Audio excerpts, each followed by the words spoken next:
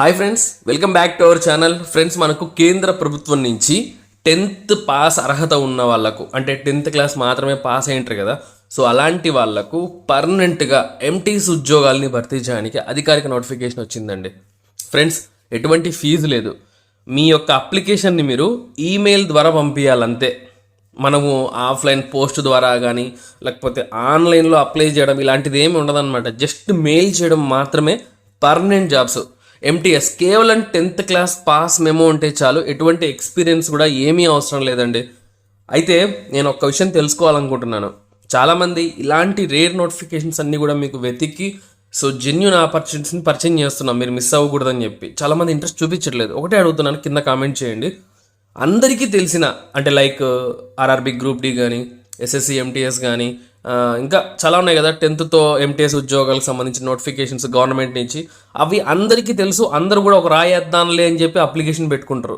పోటీ చాలా ఎక్కువగా ఉంటుంది. అలాంటివి మేలా ఇలా రేర్ నోటిఫికేషన్స్ మన సెంట్రల్ గవర్నమెంట్ డిపార్ట్మెంట్లో ఎన్నో డిపార్ట్మెంట్స్ ఉంటాయి సెంట్రల్ గవర్నమెంట్లో. సో ఒక్కొక్క డిపార్ట్మెంట్ ఒక్కొక్కసారి వాళ్ళు విడుదల చేస్తూ ఉంటారు. అది వస్తుందో లేదో, అంటే ఎప్పుడు విడుదల చేశారో లేదో మనకు తెలియదు అనమాట. అలాంటి నోటిఫికేషన్స్కి అప్లై చేయడం మేలా? కింద ఖచ్చితంగా కామెంట్ చేయండి. సో ఎవరు మిస్ చేయొద్దు. సో ఎక్స్పీరియన్స్ లేదు, ఫీజు లేదు, జస్ట్ ఈమెయిల్ చేయడం మాత్రమే అనమాట. తప్పకుండా అప్లికేషన్ పెట్టామంటే మీకు క్లియర్గా ఎక్స్ప్లెయిన్ చేస్తాను. ఇక ప్రతి ఒక్కరు లైక్ చేయండి, నాకు కూడా ఒక మోటివేషన్ వస్తుంది అనమాట, ఎంకరేజ్మెంట్ దొరుకుతుంది. ఓకే ఫ్రెండ్స్, ఇది మనకి ఎక్కడి నుంచి వచ్చింది అంటే చూడండి, ఈ పేరు కూడా మామూలుగా మనం వినిండం. The national academy of sciences India, NASI, NASI. So ఇక్కడి నుంచి మనకు రావడం జరిగింది. మీరు అనుకోవచ్చు ఇది దేని కింద, ఏ డిపార్ట్మెంట్లో ఉంటుంది, ఏ మినిస్ట్రీ కింద వర్క్ చేస్తుంది అని చెప్పి. A scientific professional body under the Department of Science and Technology, Government of India. So మన భారత ప్రభుత్వం కింద వివిధ మంత్రిత్వ శాఖలు, దాని కింద ఎన్నో డిపార్ట్మెంట్లు, దాని కింద పనిచేసే ఎన్నో సంస్థలు ఉంటాయండి.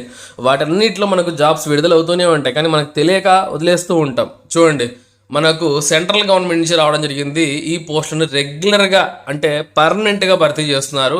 కొన్ని డిప్యుటేషన్ కూడా ఉన్నాయి, అవి మనకు అవసరం లేదు. కానీ మనకు డైరెక్ట్గా అప్లై చేసేవి, అంటే ఇండియన్ నేషనల్స్ అయ్యి ఉండి మాకేమీ ఎక్స్పీరియన్స్ లేకపోయినా కూడా కేవలం అర్హతతో అప్లై చేసే ఉద్యోగాలు ఏంటి అంటే ఇక్కడ చూడొచ్చు మీరు. Office assistant UDC, upper division clerk, 2 పోస్టులు ఉన్నాయి.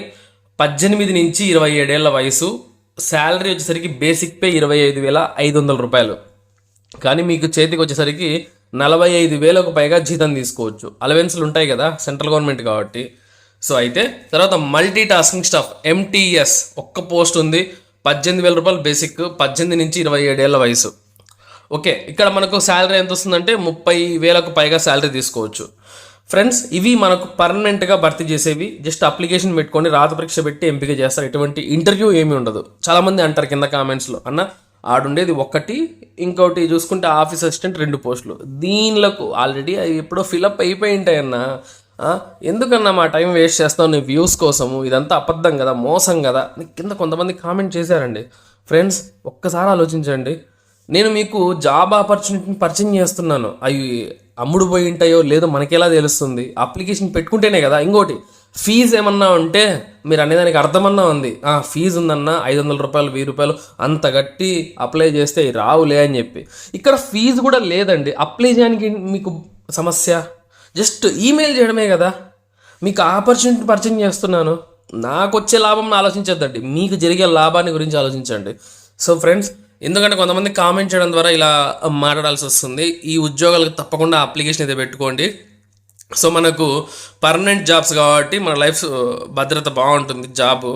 సో మనకు ఆర్థిక భద్రత ఇవన్నీ కూడా. అయితే క్వాలిఫికేషన్లు గమనిద్దాం. ఆఫీస్ అసిస్టెంట్ 2 పోస్టులు ఉన్నాయి. సో మనకు డిగ్రీ అనేది ఏ విభాగంలో పాస్ అయినా, ఎనీ డిసిప్లిన్, ఏ డిగ్రీ ఉన్నా మీరు అప్లికేషన్ పెట్టుకోవచ్చు. కంప్యూటర్ నాలెడ్జ్ ఉండాలి, ఇది క్వాలిఫికేషన్ అంతే. ఎక్స్పీరియన్స్ అవసరం లేదు, ఏమీ లేదనమాట. మీ దగ్గర డిగ్రీ సర్టిఫికేట్ ఉందా, కంప్యూటర్ నాలెడ్జ్ ఉందా, ఇప్పుడే మీ సర్టిఫికేట్లన్నీ కూడా ఒక PDF ఫార్మాట్లో పెట్టేసి మెయిల్ పంపించేయండి, అంతే. ఫీజు లేదు, ఏం లేదనమాట. సో జాబ్ వస్తే 45,000కు పైగా జీతం అనమాట. ఎందుకు ఇలాంటి రేర్ నోటిఫికేషన్స్కి అప్లై చేయడం నాకు అర్థం కాదు. ఎందుకు అందరు ఎప్పుడు ఎన్ని రోజులు అదే ఒకటే దారిలో వెళ్తారు? అన్ని కాంపిటేటివ్ ఎక్కువ ఉండే, అంటే కాంపిటీషన్ ఎక్కువ ఉండి జాబ్స్కి అప్లై చేసుకుంటూ. ఇక చూడండి, మల్టీ టాస్కింగ్ స్టాఫ్, ఒక్క పోస్టు. దీనికి 10th క్లాస్ పాస్ అయ్యి ఉండాలి అంతే. పర్సంటేజ్ సంబంధం లేదు, సెకండ్ క్లాసా ఫస్ట్ క్లాసా ఏం అడగలేదన్నమాట. Matriculation or equivalent pass for a recognised university అంటే రికగ్నైజ్డ్ బోర్డు. అంతే అండి. 10th పాస్ సర్టిఫికేట్ మీ దగ్గర ఉందా, వాయిస్ మ్యాచ్ అవుతుందా, అప్లై చేయండి. జస్ట్ ఈమెయిల్ చేయడమే కదా, చేస్తే ఏం పోతుంది. సో మనకు జాబ్ వచ్చిందనుకోండి 30,000కు పైగా శాలరీ అయితే తీసుకోవచ్చు అనమాట. సో మనకి ఎటువంటి ఇంటర్వ్యూ ఏమి ఉండదు. ఆల్రెడీ మీరు జాబ్స్ ప్రిపరేషన్లోనే ఉంటారు కదా, సో ఆ సబ్జెక్ట్ చదువుకుంటూ. సో ఇది కూడా అప్లై చేసుకోండి. మీకు ఆపర్చునిటీస్ మేము పరిచయం చేస్తున్నాం, అర్థం చేసుకోండి.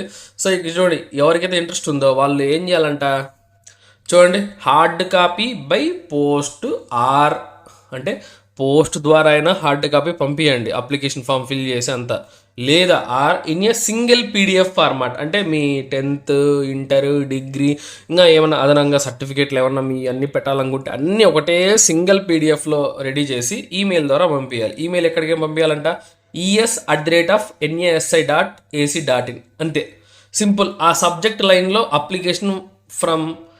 Application form for the post of అని ఎంటీఎస్ఆ యూడీసీనా అని క్లియర్గా మెన్షన్ చేసి సబ్జెక్ట్లో ఈమెయిల్లో సబ్జెక్ట్ ఉంటుంది కదా, ఆడ మెన్షన్ చేసి సబ్మిట్ కొట్టడమే, సెండ్ చేయడమే మెయిల్, అంతే అండి.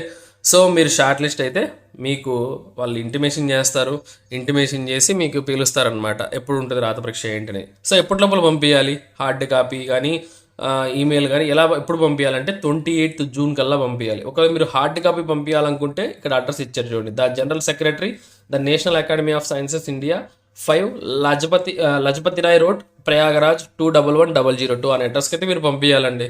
సో అంటే మనకు ఈమెయిల్ ఆప్షన్ కూడా ఇచ్చారు కాబట్టి పోస్ట్ ఇదంతా పంచాయతీ ఎందుకు, ఈమెయిల్ పంపించేయండి, సింపుల్గా అయిపోతుంది కదా.